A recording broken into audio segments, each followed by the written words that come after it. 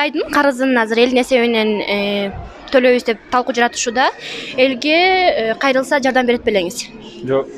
Себеби? Мен эл болсо мен, например, жардам бербейт элем.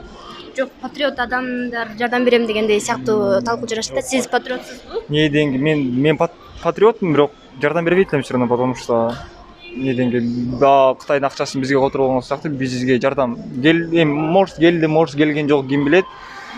Бирок лично ал акчанын ошо ким отурган сверху депутаттар, жогорку кеңеште премьер-министрлер ошолор көбүнчө салышты да, эми өздөрүнүн эми явно видно. Ошолор эми өзүнүн чындыгынан чыгарып ошолор берип койсо элге да жаман көрбөйт, жакшы болор жок. Дагы бир суроо, бул канткенде Кытайдын карызынан кутула алабыз сиздин оюңуз боюнча? Билбейм, бул честно жооп бере албайм. Президенттикке ким татыктуу деп эсептейсиз? Менин оюмча бир эки кандидат бар да. Азыркы действующий президент деле президенттин милдетин аткаруучу Садыр Жапаров деле татыктуу деп ойлойм. Анан элдин сүймөнчүлүгүнө ээ болгон Адахан Мадумаров деле татыктуу. Экөө да менин оюмчачы. Эмне үчүн? Адахан Мадумаров биринчи грамотный киши, акылдуу, ишти алып кете алат, опытныйраак. Садыр Жапаров деле өзү деле доказать этип көргөзүп атат ишин. Жакшы болот деген ойдобуз. Экинчи сурообуз. Кытайдын карызын эл несебинен төлөйбүз деп талкуу жаратышууда. Мисалы, элге кайрылганда жардам берет белеңиз акчалай? Мисалы, элге кайрылганда, если патриот киши, бала патриот адам болсо, мисалы, азыр ар бир жаран 50 миңден ашык төлөйт деп атпайбы. Мен иштеген айлык акыма жараша 50 миңди бере албайм, бирок мекеним үчүн кичине болсо да бергенге даярмын. Патриотсуз. Патриот. Канткенде Кытайдын карызынан кутула алабыз сиздин оюңуз боюнча?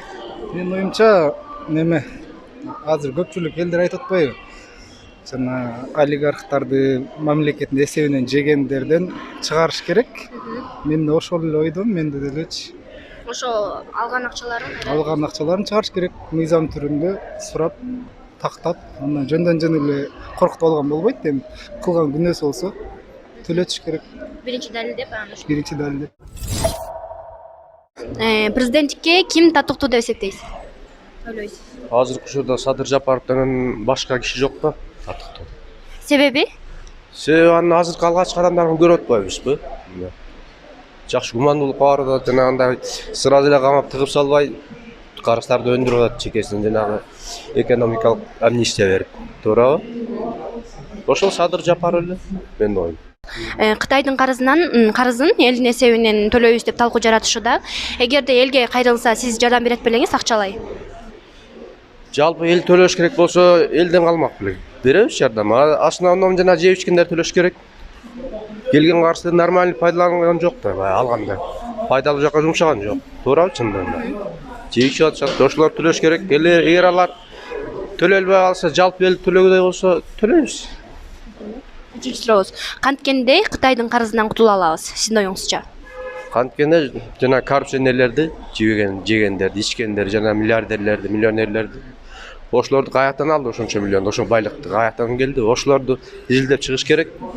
Алар закон түрдө байган жок. Мисалы, байлык бир айлык менен анчалык жашоо жете албайт, туурабы? Ошолордун эсебинен төлөш керек.